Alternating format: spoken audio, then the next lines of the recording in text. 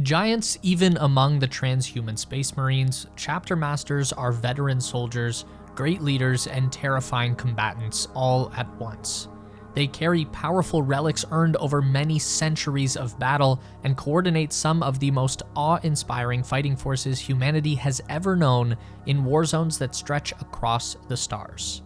These are the 10 most powerful chapter masters in 40K. What other chapter is more appropriate to begin with than the Ultramarines? Sorry, Dark Angels fans, but in terms of chapter masters, there really is only one warrior that should be starting a list of Space Marine commanders, and it's definitely not Azrael.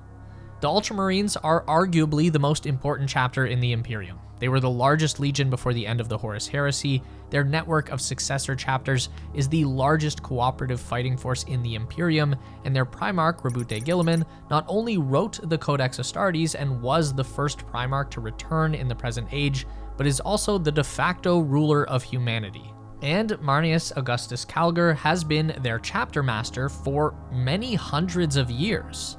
Like many of the older commanders on this list, Calgar's exact timeline is hard to get any solid numbers on. Calgar as a character was created way back in 1st edition 40K, and at that time it was recorded that he became chapter master in the latter years of M39.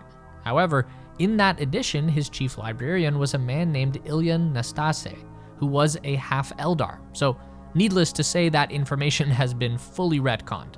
What we do know is that a young Marneus Calgar was the heir to one of the noble households of the planet Nova Thulium, and that he was called to take the trials that could make him a Space Marine. However, the Marneus Calgar who went into those trials and the young man who walked out were not the same person. Calgar had a good friend, a serf by the name of Tacitan, and the two were inseparable, even training under the same teachers together to prepare for the Ultramarine trials. So when Calgar was called to make his attempt, he brought Tacitan along with him. Unfortunately for the boys, Chaos cultists who were intent on disrupting the trial process stepped in and began slaughtering the stronger applicants. Marneus and Tacitan made an attempt to stop them, but they were children and were overwhelmed, with Marneus giving his life to save his friend. Tacitan managed to survive and took on Calgar's name so his legend could live on, and that is the man who eventually became Lord Macrogh. Marneus Calgar is known for being a fearless and indomitable man, even for a Space Marine, one who embodies the honor of the Ultramarines, and who is known for his quick thinking under fire and keen tactical mind.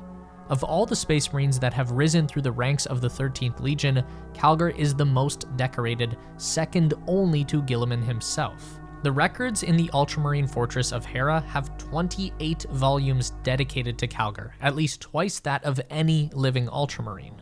Dreadnoughts don't count, they are cheating by driving their big stompy coffins around to rack up extra points.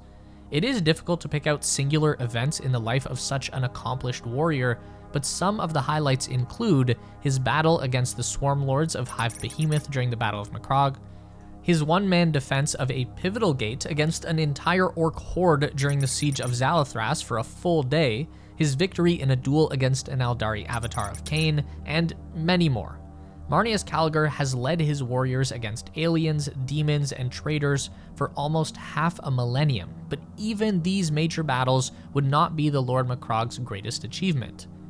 In the final years of M41, the Imperium was devastated by the 13th Black Crusade, and the Archmagos Belisarius Cawl had a solution. He and his Eldari allies revived the Ultramarines Primarch Rabute Guilliman and unleashed Cawl's Primaris Marines to help fight the tide of chaos. These developments shocked the traditionalist Imperium, and while the Ultramarines had trust in their Genefather, other Astartes did not have that same bond. But Calgar knew that he was well respected by the other chapter masters that he had fought beside for hundreds of years, and so he volunteered to be the first of the firstborn Astartes to attempt the dangerous new surgery that they came to call the Rubicon Primaris. The gamble worked, although Calgar died on the operating table before being revived, and a newly reborn Primaris Calgar took control of his chapter once again, becoming a shining beacon for acceptance of the new Primaris recruits, and so was a large part of why they were so readily accepted by the otherwise paranoid Space Marines. Even though some of his war gear changed after that harrowing surgery, Calgar's most recognizable piece of gear is still the legendary Gauntlets of Ultramar. This set of power fists were reclaimed by the Ultramarine Primarch himself after defeating a Chaos champion and have powerful bolters attached to each fist. He also now wears a suit of Mark X Gravis armor reinforced with a relic iron halo which projects a powerful energy shield. Tacitan is no more, but he has kept the oath he made and has ensured that the name of Marneus Augustus Calgar will never be forgotten. Despite our introduction of Marneus Calgar, it was genuinely difficult to decide whether he should be the first Astartes leader on our list or the venerable Commander Dante, chapter master of the Blood Angels. Luis Dante is frankly a legend. He is the oldest living Astartes, again dreadnoughts don't count, and master of a chapter with an illustrious history and a dark curse. He has weathered more than any Space Marine should and continues leading his warriors despite being more tired of life with each passing day. Dante was born in 447 M40. That's right, he's over 1,600 years old at the time of recording this and has served just about 1,400 of those years as the Lord of the Blood Angels. Like we said, he's very old, maybe even older than any Astartes was intended to live naturally. Despite that, however, Dante is still a fearsome combatant, both as a tactician and as a warrior in his own right. His story has been marked with miracle after miracle, having been hounded by signs his entire life that point to him being the focus of a prophecy that tells of a golden warrior who will be the last one standing between the darkness and the Emperor, something the old Marine has come to believe more strongly in recent years. It started with his trials as a child. Young Dante was a sickly boy and his father forbade him from attempting the trials of the Blessed Angels, who sometimes came to take members of their clan to the stars. But Dante wanted to make a difference, to help people, and so he snuck away to try and reach the trials on his own. Dante would have died in the deserts on the way if a vision of the Sanguinor had not pointed him in the direction of water and safety. Seeing as how the Sanguinor tends to appear during the Blood Angels' time of greatest need, it seems that even then, Dante was marked for greatness. That said, his early career wasn't very remarkable. He reached the rank of captain at around his 300th year, but tragedy would strike in the later years of M40 as he would join his chapter during the Callias insurrection, where he would become the last surviving captain of the Blood Angels after they were ambushed by a massive Chaos fleet while regrouping in orbit. Once the dust had settled, barely 200 red-armored Marines were left in fighting strength, and the remaining chapter priests voted Dante in as the next chapter master. Dante would lead his chapter through some of the most brutal conflicts in Imperial history. He sliced the Bloodthirster Scarbrand in two during single combat, he commanded the Imperial forces against the war boss Ghazghkull Meg Uruk Thraka during the Second War for Armageddon, and he was almost killed while dueling a massive swarm lord of Hive Fleet Leviathan during the devastation of Baal. It was here that Dante would once again receive a vision from the Sanguinor and his Primarch Sanguinius. As Dante lay dying, the poor old man was told that he wasn't finished yet, and even though he begged for rest, he would be saved by the newly risen Primarch Rabute Guilliman. Guilliman was so impressed by the aged Marine commander that he would give him the title of Lord Regent of Imperium Nihilus, the region of the Imperium that has been hidden from the light of the Emperor. With yet another heavy burden placed on his shoulders, Dante got to work. His first order of business was to cross the Rubicon Primaris like his counterpart Marneus Calgar, a dangerous procedure especially considering Dante's age, but it gave him renewed strength and allowed him to continue fighting. Unsurprisingly, Dante is known best for his resolve. In a chapter where warriors can sometimes fall to a mysterious blood rage, Commander Dante must be seen to be entirely in control. And he is. His command style focuses on pushing an enemy off balance until they make a mistake, and then seizing the opportunity with speed and ferocity. He is armed with a legendary Infernus pistol named the Perdition Pistol, as well as an ancient power axe appropriately named the Axe Mortalis. But these two are not what make him stand out on the battlefield. He also wears his signature Golden Artificer power armor equipped with a jump pack and a radiating golden halo, framing his most known feature, the Death Mask of Sanguinius. A golden mask modeled after the features of Sanguinius himself, a beacon to all of his fellow angels that their Primarch still fights with them. If Dante represents the bright and glorious nature of the Blood Angels, our next chapter master represents its savagery. Gabriel Seth is the master of the Flesh Terrors, a second founding successor chapter of the Blood Angels with a particular focus, or rather a particular burden. Its warriors are more susceptible to falling to the Black Rage. The Black Rage is the final legacy of the Blood Angels Primarch Sanguinius. As one of the most powerful psychers among his brothers, Sanguinius had a deep connection to his gene sons, and although this allowed him to pacify the rage that defined the warriors of the Ninth Legion, it also doomed them when the angelic Primarch was killed at the hands of his brother, Horus. Ever since then, the psychic echoes of that final duel have caused Blood Angels warriors to go mad with rage randomly, an affliction that can only be cured with death. Shortly after the Flesh Terrors were formed, it became apparent that their gene seed had a flaw that made them more likely to fall into the rage, and so the chapter became known as bloodthirsty killers who often took massive casualties in the course of their duties. Thanks to this, the chapter is believed to be on the brink of extinction, as it cannot replace casualties faster than they occur, or at least that was the case before Gabriel Seth took control. The nature of the rage meant that the chapter was more likely to cycle through even chapter masters faster than other Astartes forces. However, Seth has reigned for over 200 years now, and in that relatively short time, he has reformed the entire chapter's image. Not much is actually known about his younger years, only that before he was given the role of chapter master, he had developed a deep regret for all his brothers that he had seen fall to the rage. It had become so bad, in fact, that he was actually told after he became chapter master that his chapter would not survive for more than a century.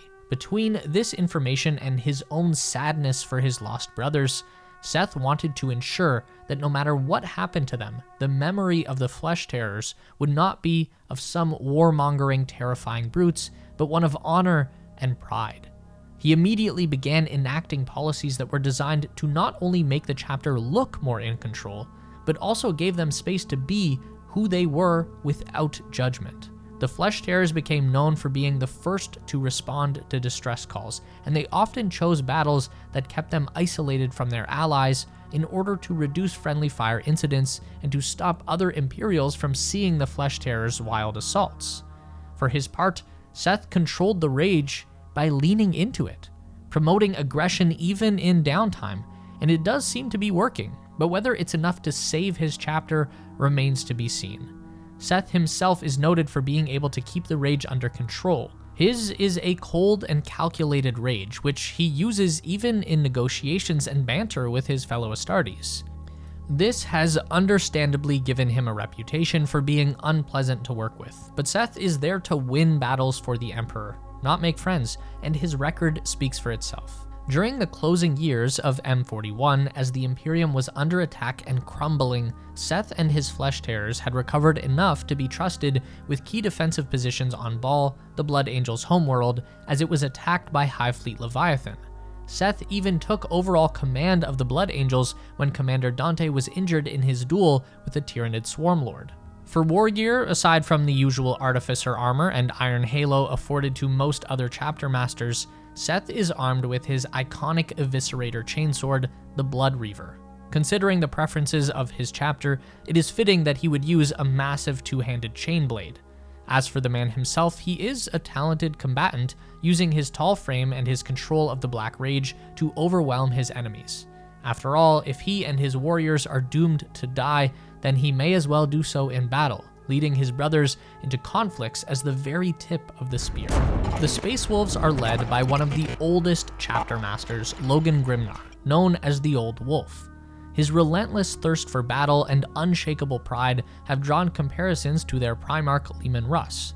As a youth, he survived a brutal ambush that wiped out his clan, impressing the watching Space Wolves so much that they rescued and recruited him into their ranks.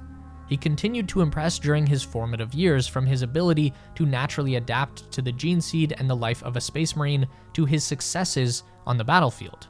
He was a highly charismatic warrior even then, and would eventually become a part of the household of his company leader, the Wolf Lord Asvald Stormrack.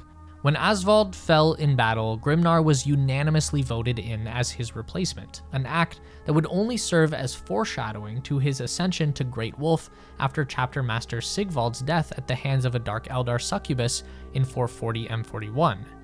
His first trial as a Chapter Master was definitely extreme, probably more deadly than almost any other leader on this list. Just 4 years after his confirmation as Master of the Rout, the Space Hulk Devourer of Stars appeared in the Armageddon system, and a huge chaos force led by the Demon Primarch Angron overwhelmed the defenders. Grimnar and his Space Wolves were quick to respond, and they brought the Grey Knights with them. Together, they were able to defeat Angron and his band of chaos-worshipping traitors, but at great cost. It is standard practice for the Inquisition to purge any mortal humans who had come into contact with chaos in order to control the spread of corruption. However, having just fought alongside many of these people in a vicious war, Grimnar refused to allow the Inquisition to just murder them, and so tensions rose. In an attempt to keep the peace, the Great Wolf attended a parley with Inquisitor Lord Kai Snaras, but it was a trap, and the Inquisition ships destroyed 4 Space Wolf vessels before taking Grimnar hostage in an attempt to make them surrender. Well, the Inquisitor clearly hadn't read his history, because Grimnar very quickly reminded him that the Rout were the Emperor's executioners for a reason.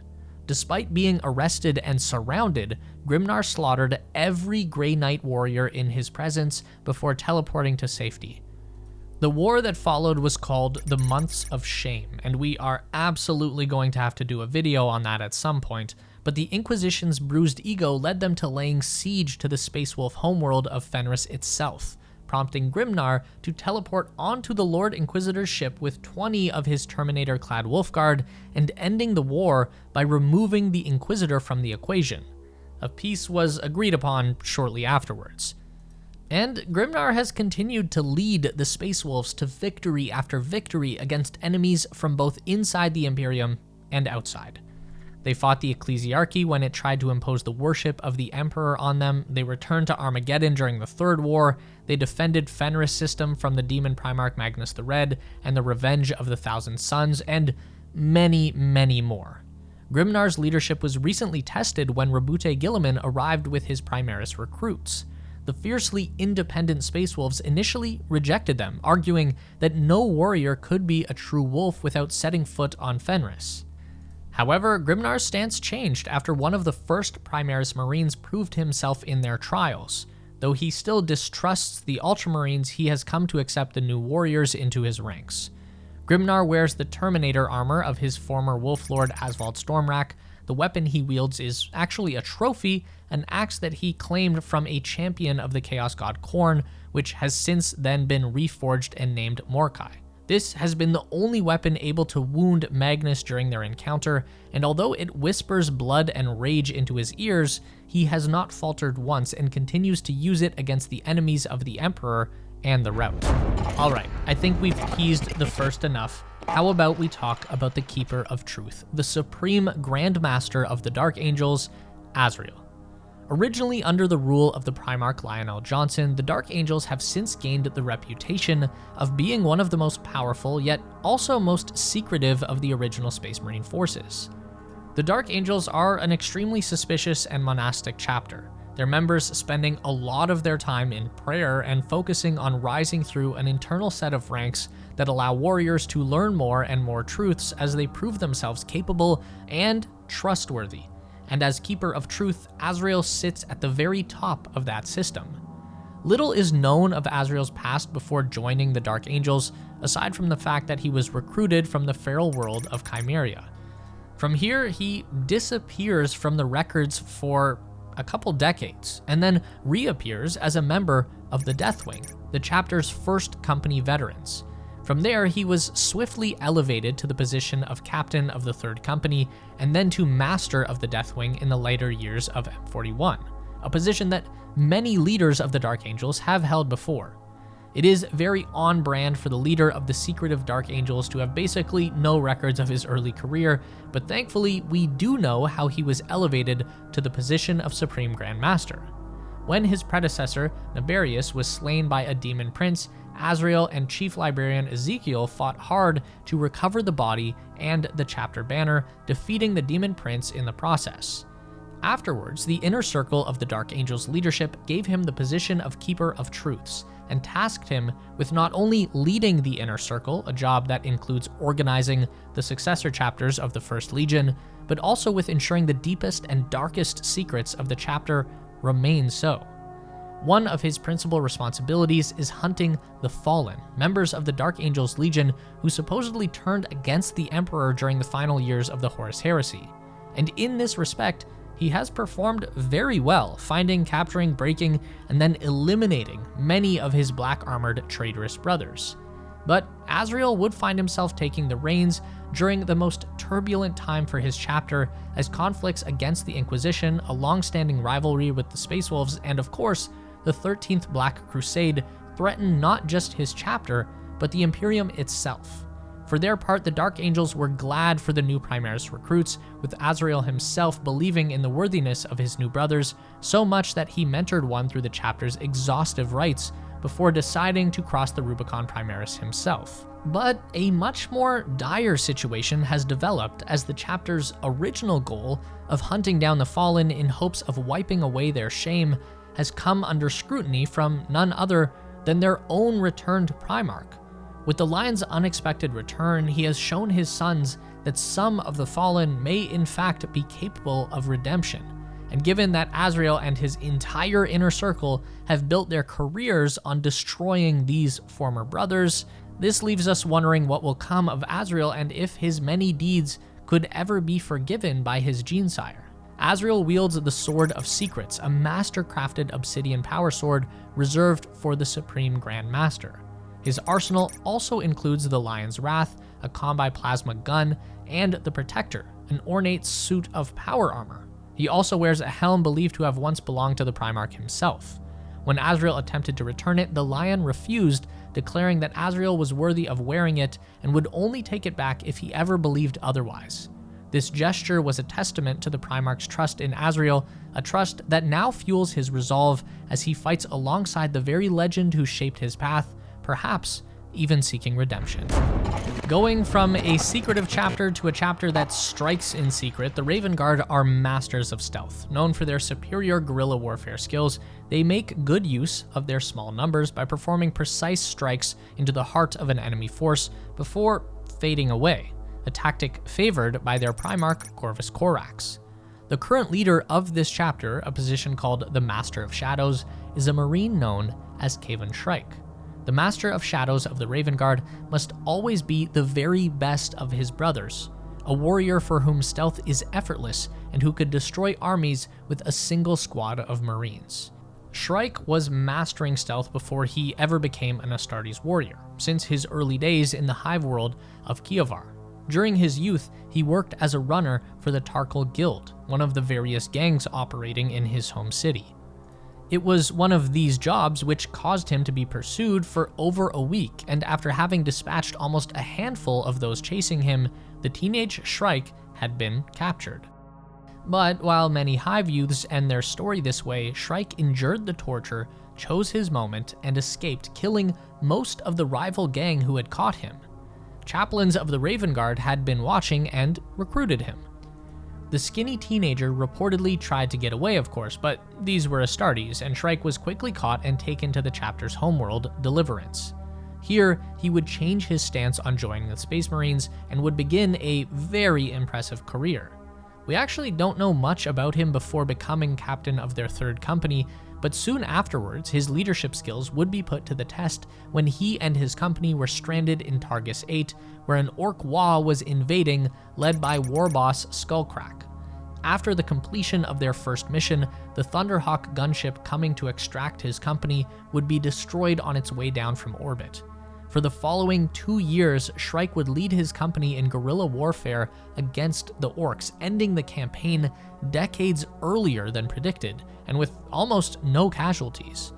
His company stayed in hiding, scouting out enemy strongholds, weapon factories, and fuel depots before striking these key targets and fading back into the jungle before the orcs could respond. Shrike's hit-and-run attacks preserved their supplies and kept his brothers alive while crippling the orcs at every available opportunity. He later participated in the victory over the demon prince Valdorius together with the White Scars Master of the Hunt. This campaign proved that Shrike could collaborate with other Astartes, an ability many shadow captains of the notoriously independent Raven Guard often lack. After the loss of Master Corvin Severax, along with most of his third company to the Tau commander Shadowsun, Shrike had gone back and retrieved the company's gene seed against all odds. This was the feat that made all the other captains of the Raven Guard agree that he should be the next Master of Shadows. Not long afterwards, the Indomitus Crusade reached the Raven Guard, carrying many new Primaris recruits to bolster the chapter's notoriously thin numbers.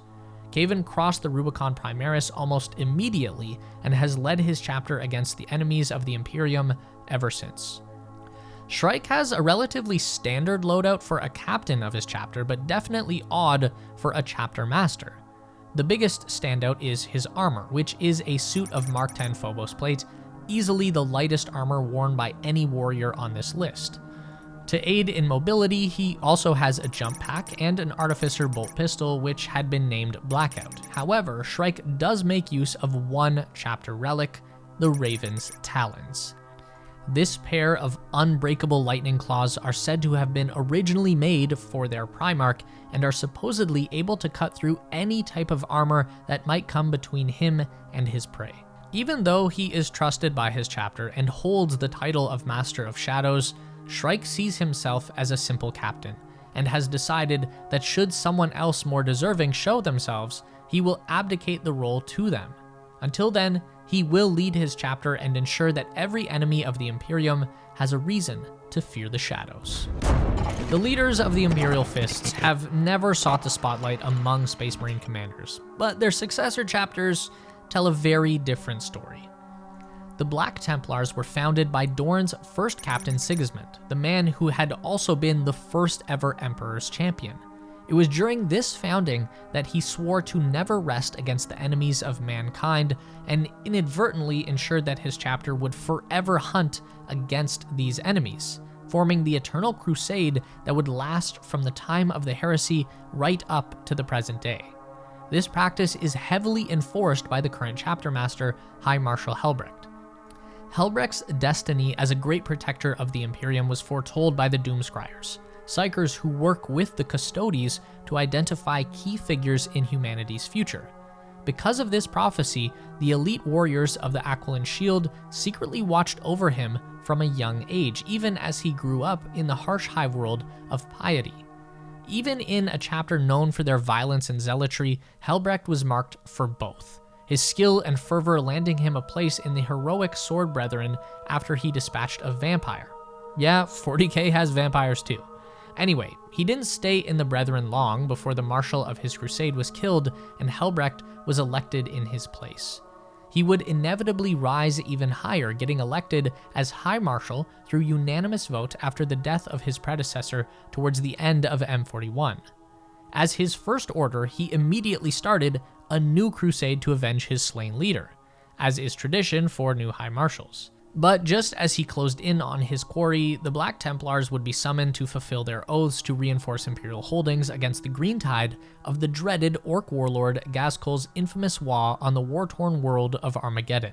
Ghazghkull would escape, and while the Templar would pursue with the help of Commissar Yarrick himself, the two would fail to catch the brutal and cunning Orc warlord. Helbrecht's next crusade would not end any better, as he was defeated by the Necron Stormlord Imhotep. Instead of slaying Helbrecht when he had the chance, the Necron Lord severed his hand in order to shame him.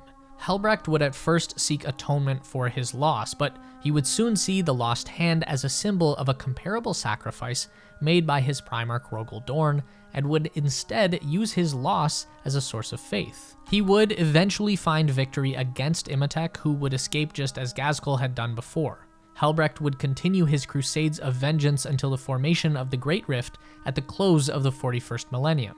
This is when the Templars began to receive new Primaris recruits and promptly slaughtered them all as they believed them to be an affront to the Emperor's perfect vision. It would take a visit from Guilliman himself to change Helbrecht's mind, as the Primarch had to convince the High Marshal that there was a spark of the divine in the creation of the new Primaris Marines. And while Helbrecht did accept that framing and instructed his marshals to begin allowing new Primaris neophytes into the fold, it took a great deal more convincing to get the High Marshal to abandon his crusade against Ghazghkull. In the end, Guilliman had to shame the proud Templar by reminding him that petty vengeance could not come before his oaths to the Emperor. The Templars were needed to defend the Imperium now more than ever. In order to make up for the guilt Helbrecht felt when he realized Guilliman was right, he gathered his newly promoted marshals and endorsed and encouraged them to lead their own crusades, reclaiming what was lost during the formation of the Great Rift. The most recognized piece of equipment that the High Marshal bears is the Sword of Sigismund, a massive black power sword that has slain over 1,000 champions of chaos throughout the millennia. He pairs this with Ferocity, a combi meltagun that is devastating to infantry and heavy armor alike. Helbrecht has even finally allowed himself to become a Primaris Marine, and so armed and armored with old relics, new biology, and renewed faith, the High Marshal of the Black Templars has set out once again in pursuit of the enemies of the Imperium. Contrary to their overzealous counterparts, the Crimson Fists are perhaps the most traditional and standard of the Imperial Fist's successor chapters on our list. The only real out-of-place aspect of this chapter would be the organization of its first company. The Crusade Company, as it's called, was to have no more than 128 Space Marines in it, and it would be always personally led by the Chapter Master, who at this time is the stoic and insightful Pedro Cantor. We unfortunately know very little about his early career, not because the Imperial Fist successor was particularly secretive, but because the entire chapter was almost destroyed in a cataclysmic and surprising orc invasion of their home planet, Rin's world, in 989 M41. At that time, Cantor had been chapter master of the Crimson Fists for only 89 years, and his force had recently been diminished from fighting in a handful of fierce campaigns in the years prior. While Cantor was out making a routine inspection of the furthest reaches of his chapter's fortress monastery, the world shook with a blinding flash, and a massive explosion reduced their headquarters and 3/4 of the remaining warriors of the Crimson Fist to ash. A rock, an asteroid fitted with engines and used by orcs to invade planets, had slammed directly into the sturdy fortress. Honestly, it was probably the only thing that could have destroyed it so completely. However, orcs are wildly resistant to damage, and hundreds of thousands of boys would begin swarming across the countryside. Faced with total annihilation, Cantor and his remaining Marines did the most difficult thing any Sons of Dorn had ever done. They ran. Cantor gathered his surviving brethren and traveled 10 days to link up with the planet's defense forces, reuniting with other wary survivors who had been fighting hit-and-run skirmishes with orcs. Together, they managed to defeat the main Xenos force, but the battle for Rin's world would become an eternal stalemate, even with the intervention of more than a dozen different chapters rotating in and out of service in hopes of reclaiming the world. Cantor was able to save the traditional weapon of the chapter masters of the Crimson Fists, a relic power fist fitted with a special armor-piercing stormbolter named Dorn's Arrow. Using this together with his wits and strength, Cantor continues to fight for his chapter, slowly bringing it back from the brink of extinction. There has been no word on if the Crimson Fists have been bolstered by new Primaris recruits, but Cantor was listed among the Imperial commanders present for the War of the Beasts in the beginning of M42. Though his chapter may still only be at half their strength, Cantor and his brothers continued Dorn's legacy by fighting as though they had never been broken. The Grey Knights are supposedly kept secret from all the other chapters, as their work is closely tied to controlling the spread of chaos, so their deeds must be kept secret and their orders given mostly by the Inquisition's Ordo Malleus. Their recruits are all psychers, rigorously picked and even more rigorously trained afterwards, as they need to be the strongest of minds in order to combat the powers of chaos. Facing the worst horrors imaginable, the Grey Knights must master the powers of the warp to defend themselves without falling to its corruption. Because of this, they are incredibly powerful Marines, and the current Chapter Master is perhaps one of the most powerful psychers humanity has ever produced. Supreme Grandmaster Kaldor Drago is a close quarters specialist, recognized early on for his unbreakable will. As a battle brother, he achieved a legendary feat, defeating and banishing the Demon Prince Makar back to the warp. But this victory came at a cost. Makar cursed Drago, vowing that the next time he set foot on Akralim, he would be doomed to wander the warp for a millennium. We don't hear from Kaldor again until he ascends to the role of Supreme Grandmaster due to the death of his predecessor at the hand of the corrupted Primarch Mortarion. In his moment of rage, Kaldor would shatter Mortarion's body and carve his predecessor's name into the Demon Primarch's heart before banishing him back to the warp, an insult that burns Mortarion to this day. There, Drago banished Makar once again, and the defeated Demon Prince made good on its curse, dragging Drago into the warp just as promised. But it turns out the Supreme Grandmaster of the Grey Knights was blessed with an incorruptible resolve, and so he has just happily stayed in the warp, killing any demon he comes across. It's a real I'm not stuck in here with you, you're stuck in here with me kind of situation. He has survived alone with nothing but his sanctified Terminator armor, his relic storm shield, and the demon-slaying force sword called the Titan Sword.